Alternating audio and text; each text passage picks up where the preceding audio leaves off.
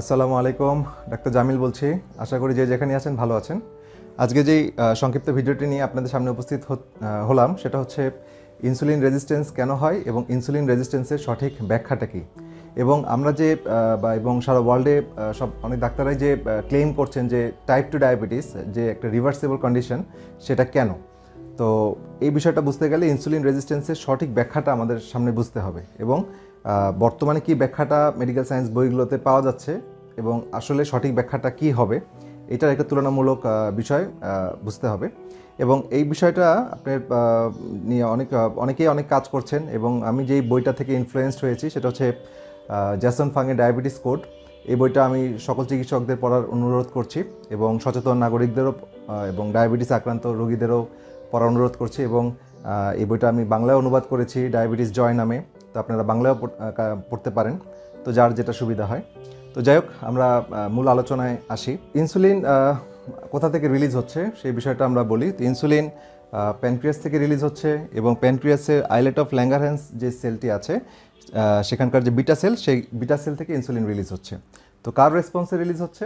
Definitely কার্বোহাইড্রেটের রেসপন্সে release হচ্ছে। তো যখন আমরা কার্বোহাইড্রেট সমৃদ্ধ খাবার খাচ্ছি, তো সেটা দিন শেষে গ্লুকোজে মেটাবলিজম হয়ে গ্লুকোজে এন্ড প্রোডাক্ট হিসেবে গ্লুকোজে হয়ে আমাদের ব্লাডে আসতেছে। তো সেই গ্লুকোজকে সেলের মধ্যে প্রবেশ করাতে ইনসুলিনের প্রয়োজন। ওকে, তো যত আমরা গ্লুকোজ খাচ্ছি বা কার্বোহাইড্রেটযুক্ত খাবার খাচ্ছি, তত বেশি আমাদের প্যানক্রিয়াস বা islet of Langerhans cell over excited হচ্ছে, এবং সে প্রতিনিয়ত কাজ করে ইনসুলিন রিলিজ করছে। তো এখন ইনসুলিন রেজিস্ট্যান্সটা কীভাবে হচ্ছে, তো এই বিষয়টা খুব গুরুত্বপূর্ণ। তো ইনসুলিন রেজিস্ট্যান্সটা বুঝতে গেলে আমাদের যে বিষয়টা খেয়াল করতে হবে সেটা হচ্ছে রেজিস্ট্যান্সটা আসলে কি। রেজিস্ট্যান্সটা হচ্ছে একটা প্রতিরোধ ব্যবস্থা বা প্রতিরক্ষামূলক ব্যবস্থা, যেটাই বলি না কেন। এই রেজিস্ট্যান্সটা না থাকলে কোনো অর্গানিজম বা কোনো সেল কিন্তু বাঁচতে পারবে না।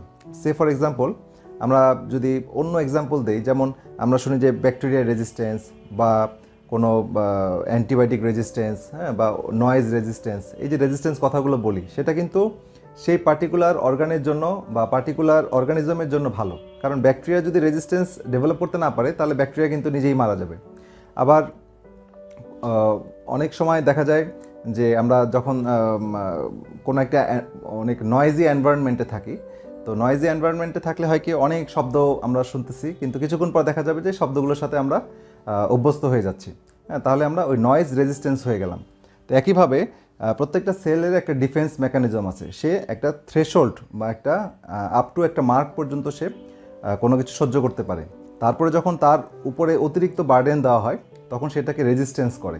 সে তার বেঁচে থাকার জন্য সে এই জিনিসটা রেজিস্ট্যান্সটা ডেভেলপ করে। ঠিক আছে, তো ইনসুলিন রেজিস্ট্যান্সটাকে এইভাবে ব্যাখ্যা করলে আপনি পরবর্তীতে ক্লিনিক্যালি সেটাকে মিলাইতে পারবেন। তো আমি ওই পয়েন্টে আসবো। তো এখানে গুরুত্বপূর্ণ যে বিষয়টা সেটা হচ্ছে, নর্মালি ইনসুলিন কি করে, রিলিজ হচ্ছে প্যানক্রিয়াস থেকে। আপনি গ্লুকোজ খাচ্ছেন, গ্লুকোজ খাওয়ার সঙ্গে সঙ্গে ইনসুলিন চলে আসছে এই রক্ত, এই যে ব্লাড ভেসেল, হ্যাঁ, ব্লাড স্ট্রিমে আপনার ইনসুলিন এবং ব্লাড গ্লুকোজ আসছে। এবং ইনসুলিনটা আমার এখানে ইনসুলিন রিসেপ্টর আছে, সেই রিসেপ্টরে যখনই বাইন্ড করছে, ইনসুলিন রিসেপ্টরে, ধরেন যেখানে ইনসুলিন রিসেপ্টর আছে, দেখতে পাচ্ছেন, আর হ্যাঁ, ইনসুলিন রিসেপ্টরের সাথে যখন ইনসুলিন বাইন্ড করছে, তখন ইনসুলিনটা ব্লাড সুগারটা ভিতরে ঢুকছে কোষের। এটা হচ্ছে নর্মাল মেকানিজম। ওকে, এখন ইনসুলিন রেজিস্ট্যান্সটা কেন হচ্ছে, বা প্রচলিত বইগুলোতে বা মেডিকেল সায়েন্সের বইগুলোতে স্টিল নাও কি ব্যাখ্যাটা দিচ্ছে, বা সঠিক ব্যাখ্যাটা কী হওয়া উচিত, আমরা যৌক্তিকভাবে আলোচনা করি। তো এই বিষয়গুলো বিস্তারিত আমাদের খুব গুরুত্বপূর্ণ একটি বই, ডক্টর জ্যাসন ফাংয়ের ডায়াবেটিস কোড, এই বইটাতে আপনি পাবেন। এবং সকল চিকিৎসকদের এই বইটি পড়ার আমন্ত্রণ জানাচ্ছি। আর সাধারণ মানুষের জন্য এই বইটা বাংলায় করা হয়েছে, তো আমি এটা বাংলায় করেছি, ডায়াবেটিস জয় নামে আপনারা পাবেন। তো সেখানে খুব অনেক উদাহরণ দিয়ে, অনেক স্ট্যাটিস্টিক্স দিয়ে, অনেক এক্সপ্লেনেশন দিয়ে এই জিনিসগুলোকে বোঝানো হয়েছে। তো আশা করি আপনাদের এই বিষয়টা পুরো ক্লিয়ার হয়ে যাবে। তো যাই হোক, আমরা ইনসুলিন রেজিস্ট্যান্সের পরের ধাপে যাই। নর্মাল যে মেকানিজমটা আমরা জানছি যে ইনসুলিনটা, রিসেপ্টরটা হচ্ছে একটি তালা, এবং ইনসুলিনটা হচ্ছে একটি চাবি। হ্যাঁ, এবং কোষের বাইরের দিকে এই বিষয়টা থাকে। যদি উদাহরণের মতো করে উদাহরণ দিয়ে বলছি যে এই ইনসুলিনটা যখন এই তালার সাথে লাগবে তখন আপনার গেটটা ওপেন হবে এবং গ্লুকোজ এন্ট্রি করবে সেলের ভিতর, ঠিক আছে।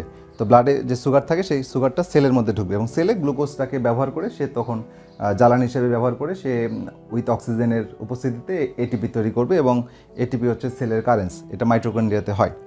তো যাই হোক, আমরা এটা হচ্ছে আমাদের রিসেপ্টরে কীভাবে কাজ করে। এখন যে জিনিসটা খুব ইন্টারেস্টিং সেটা হচ্ছে যে আমার ইনসুলিন রেজিস্ট্যান্সটা কেন। ইনসুলিন রেজিস্ট্যান্স হচ্ছে যখন ইনসুলিন আর কাজ করতে পারে না। হ্যাঁ, টাইপ 2 ডায়াবেটিসে একটা জিনিস খেয়াল করতে হবে, টাইপ 2 ডায়াবেটিসে কিন্তু ইনসুলিনের মানে স্বল্পতা থাকে না, এখানে থাকে ইনসুলিনের আধিক্য। হ্যাঁ, মানে ওভারফ্লো অফ ইনসুলিন, যে কারণে ইনসুলিন রেজিস্ট্যান্সটা হয়।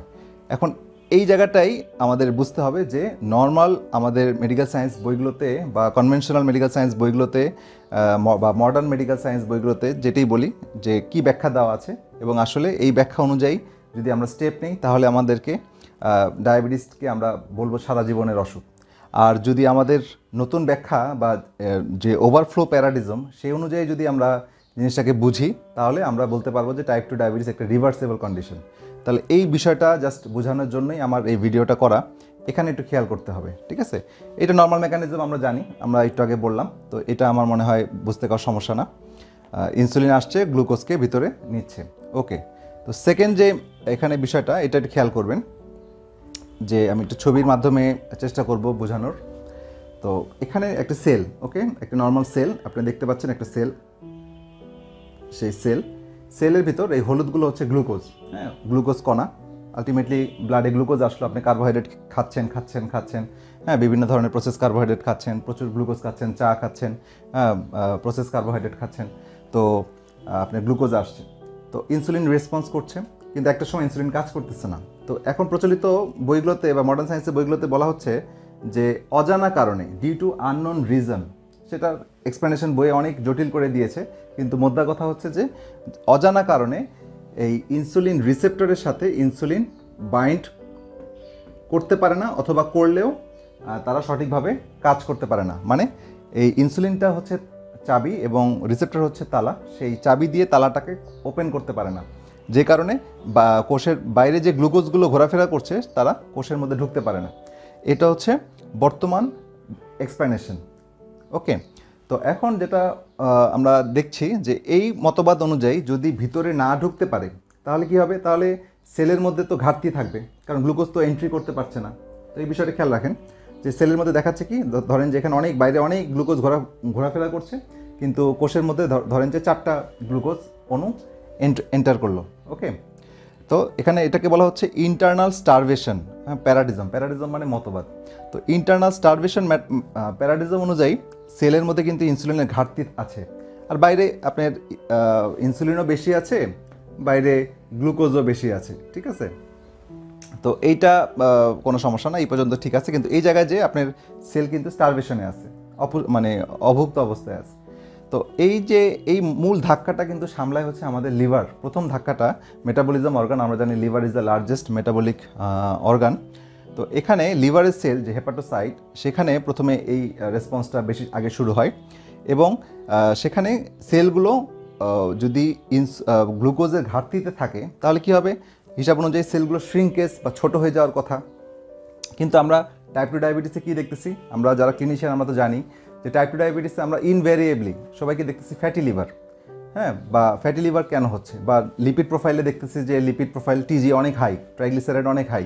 তাহলে এই জায়গাটা, এই পয়েন্টটা আমি সবাইকে বলছি যে একটু খেয়াল করতে। তো এই জায়গাটায় যদি ট্রাইগ্লিসারাইড যদি বেশি হতে হয়, ট্রাইগ্লিসারাইডটা কীভাবে হয়, তো এখানে সংক্ষেপে বলছি যে আমরা যে অতিরিক্ত গ্লুকোজটা খাচ্ছি, এই গ্লুকোজটা বডি স্পেশালি হেপাটোসাইট এটাকে লিভার সেল এটাকে নিল, গ্রহণ করলো, পরে এটাকে যখন একটা মাত্রা পর্যন্ত সে নিতে পারবে গ্লুকোজ, তারপরে সেটাকে জমিয়ে রাখবে। হ্যাঁ, যখন আপনার বাসায় যখন প্রচুর খাদ্যশস্য আসতে থাকে তখন মানুষ কী করতো, মানুষ সব কিছু জমায় রাখে। আপনি যখন প্রচুর টাকা হয় তখন কি করেন, আপনি ব্যাংকে টাকা জমান বা অন্য কোথাও এটাকে জমায় রাখেন, ঠিক আছে, বা কেউ জায়গা কিনে, কেউ গোল্ড কিনে, বিভিন্নভাবে যখন তারল্য বেশি আসে। তো যখন আপনি গ্লুকোজে তারল্য বেশি আসতেছে তখন সেটাকে জমিয়ে রাখছে কি, টিজি হিসেবে, প্রথমে ভিএলডিএল, এলডিএল, টিজি হিসেবে জমিয়ে রাখছে, সেই মানে ফ্যাট হিসেবে জমিয়ে রাখছে। এবং এটা বিভিন্ন ভিসেরা মানে বিভিন্ন অভ্যন্তরীণ যে অঙ্গ প্রত্যঙ্গ, লিভার, কিডনি, হ্যাঁ, প্যানক্রিয়াস, হার্ট, এই চারিদিকে ভিসেরাল ফ্যাট হিসেবে জমাচ্ছে। পরবর্তীতে প্রথমে ভিসেরাল ফ্যাট হিসেবে জমে, পরবর্তীতে সাবকিউটেনিয়াস ফ্যাট হিসেবে সেটা পেরিফেরি মানে আশেপাশে জমতেছে।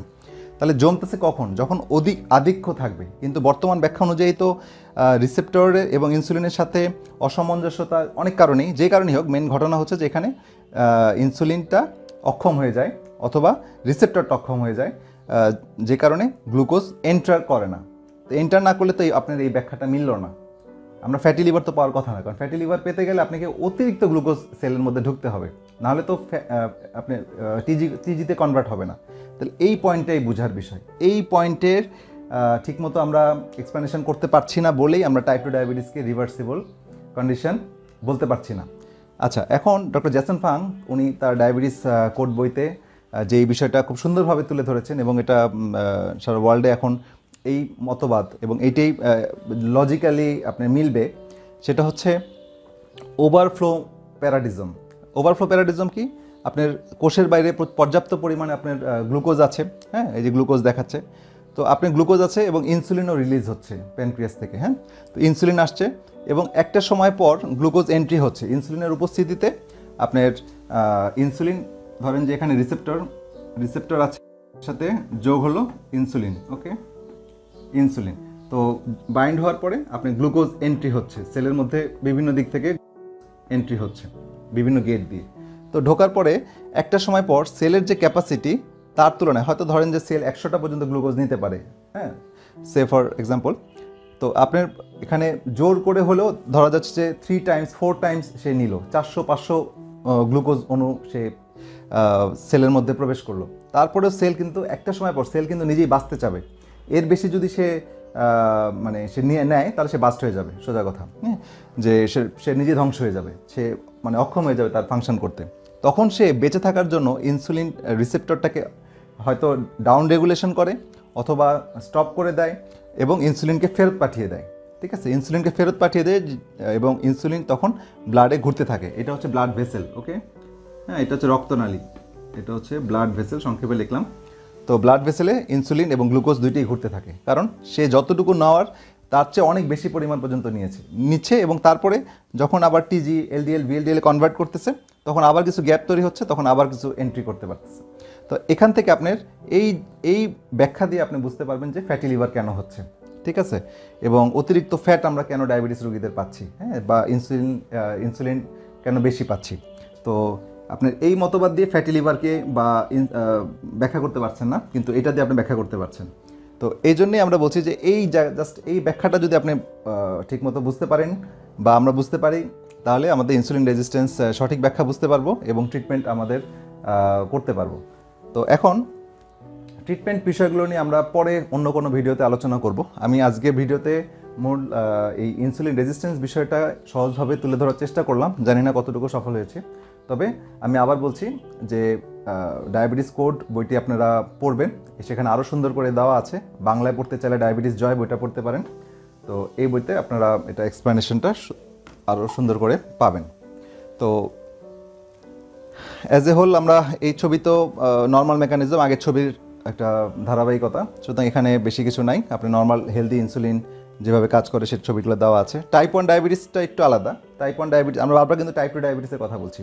তো টাইপ 1 ডায়াবেটিসটা কিন্তু আলাদা, কারণ এখানে ইনসুলিন যে তৈরি করে যে কারখানা, সেখানে গন্ডগোল হয় কোনো কারণে, হয়তো এটা অটোইমিউন ডিজিজের কারণে নষ্ট হয়ে যায় বা ব্লক হয়ে যায়, হ্যাঁ, অথবা কোনো সার্জারি পরে যদি ফেলে দিতে হয়, যে কোনো কারণে হোক, সেটা যদি কারখানায় সমস্যা হয়, প্রোডাকশন হাউসে সমস্যা হয়, ইনসুলিনই তৈরি হচ্ছে না, তো সেক্ষেত্রে আপনাকে লাইফ লং ইনসুলিন দিতে হবে যদি আপনার এই কারখানায় না থাকে। ঠিক আছে, টাইপ 1 ডায়াবেটিস অনেক কম পরিমাণ মানুষের হয়, সুতরাং এবং এখানে ইনসুলিনের প্রয়োজন হয়। কিন্তু ম্যাক্সিমাম মানুষ বা আমাদের যে মহামারী আকারে দেখা দিয়েছে, এটা হচ্ছে টাইপ 2 ডায়াবেটিস, ওকে। এবং টাইপ 2 ডায়াবেটিসটা মহামারী আকারে দেখা দিয়েছে এবং এটা চিকিৎসা করতে যে আরও বেশি ঝামেলা হয়ে যাচ্ছে, কারণ সমস্যাটা হচ্ছে আমাদের এক্সপ্লেনেশনে, হ্যাঁ। এক্সপ্লেনেশনটা আমরা যদি এই এক্সপ্লেনেশনটা ঠিকমতো বুঝি এবং এইটা হচ্ছে আমার রাইট এক্সপ্লেনেশন, এই রাইট এক্সপ্লেনেশনটা যদি আমরা ঠিকমতো বুঝি, যে তাহলে আমরা কিন্তু সঠিক চিকিৎসা করতে পারবো। কারণ আমরা যখন দেখবো যে ইনসুলিন রেজিস্ট্যান্সটা কেন হচ্ছে, তাহলে ইনসুলিন রেজিস্ট্যান্স আমরা কীভাবে ফেরত আনতে পারি, কীভাবে এটাকে ট্রিটমেন্ট করতে পারি, সেই বিষয়গুলো আমরা বুঝতে পারবো, হ্যাঁ। তো যাই হোক, আমরা পরবর্তী ভিডিওতে এই বিষয়গুলো নিয়ে আলোচনা করব। তো সেই পর্যন্ত সবাই ভালো থাকেন। আল্লাহ হাফেজ।